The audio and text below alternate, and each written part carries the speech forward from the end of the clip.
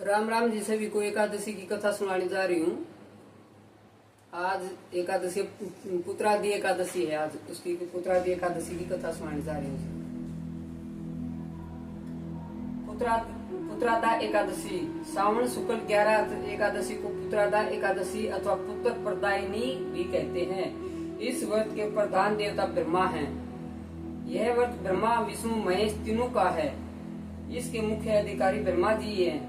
इस व्रत में गुड़ का महत्व है। गुड़ एवं साबुत धनिया से पूजा की जाती है तथा व्रती को भी गुड़ का ही स्वल्पाहार लेना चाहिए। इस व्रत के करने वाले को संतान सुख, संतान में बहु का समाज में सम्मान प्राप्त होता है। ये इसका बताया है जी। इसमें पुत्रादि एकादशी में क्या खाना चाहिए, किसका भोग लगाना चाहिए। एकादशी मैया को ब्रह्मा की मेन पूजा है। ब्रह्मा विष्णु महेश तीनों की है। मेन है ब्रह्मा जी। अभी इसकी कथा सुनो जी। पुत्रादि एकादशी महात्म्य। धर्मराज युधिष्ठिर बोले कि हे भगवान, अब आप मुझे श्रावण माह के शुक्ल पक्ष की एकादशी की कथा सुनाइए। इस एकादशी का नाम तथा इसकी विधि क्या है, सो अब सब कहिए। श्री मधुसूदन बोले कि हे राजन, अब आप शांति पूर्वक श्रावण माह के शुक्ल पक्ष की एकादशी की कथा सुनिए। इस कथा के श्रावण मास से ही वाजपेयी यज्ञ का फल मिलता है। द्वापर युग के प्रारंभ में महिष्मती नाम की नगरी में महिजित नाम का एक राजा पुत्रहीन था। वह सदैव चिंताग्रस्त रहता था। उसे वह राज्य दुखदायी प्रतीत होता था, क्योंकि पुत्र बिना इस लोक और परलोक दोनों में सुख नहीं है। राजा ने पुत्र की प्राप्ति के लिए बहुत यत्न किए, परंतु वह निसफल गए। जब वह राजा वृद्ध होने लगा तो उसकी चिंता भी बढ़ने लगी।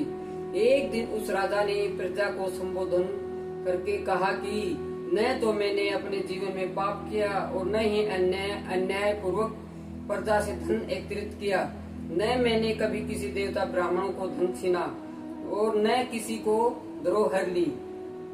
धरोहर ली। मैंने प्रजा को सदैव पुत्र की तरह पाला है। मैंने अपराधियों को पुत्र और बांधुओं की तरह दंड दिए हैं।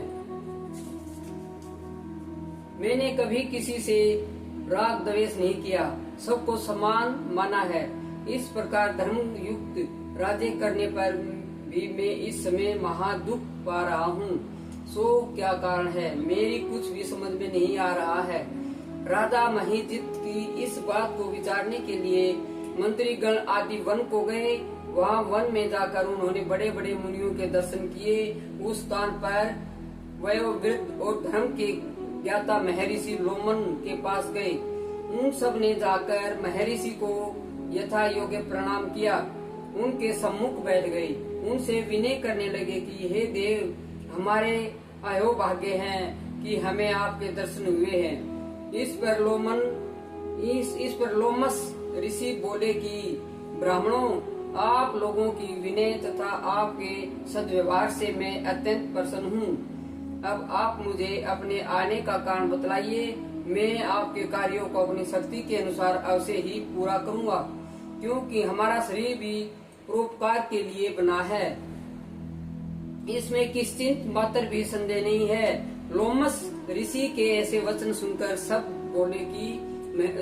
बोले कि हे महर्षि, आप हमारी समस्त बातों को जानने को ब्रह्मा से भी अधिक हैं। महिष्मती नाम की पुरी में एक महाजित नाम का एक धर्मात्मा राजा है। वह प्रजा का पुत्र की तरह धर्मानुसार पालन करता है, परंतु फिर भी पुत्रहीन है।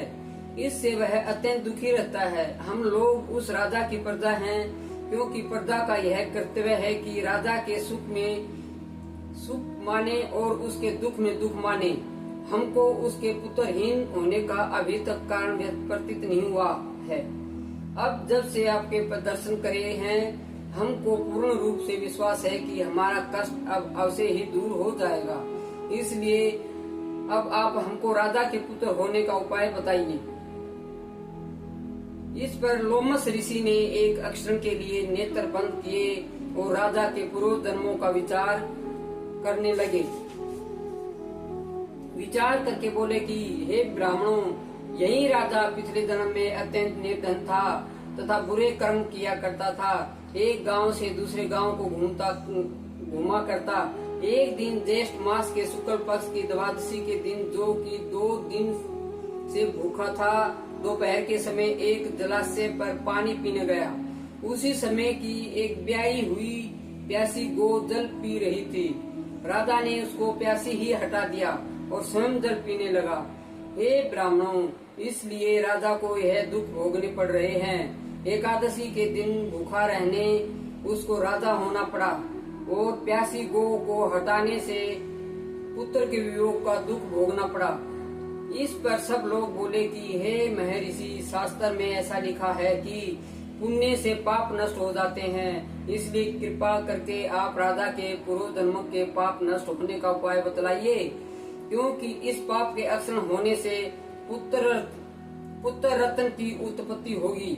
ब्राह्मणों के ऐसे वचनों को सुनकर लोमस ऋषि बोले कि हे ब्राह्मणों, यदि श्रावण माह के शुक्ल पक्ष की पुत्रादा एकादशी को तुम सब लोग व्रत करो और रात्रि को जागरण करो, उस व्रत का फल राजा को प्रदान कर दो, तो तुम्हारे राजा को पुत्र रत्न पैदा होगा।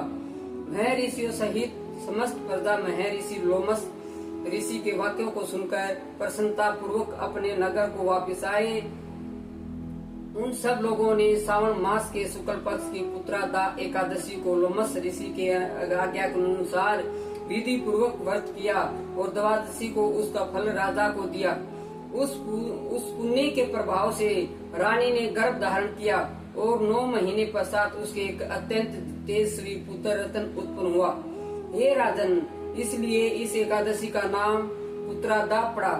जो मनुष्य पुत्र रत्न को प्राप्त करना चाहते हैं, उन्हें इस एकादशी का विधि पूर्वक व्रत करना चाहिए। इस व्रत के प्रभाव से इस लोक में सुख और परलोक में स्वर्ग मिलता है। कथा समाप्त हुई। बोलो एकादशी मैया की जय हो।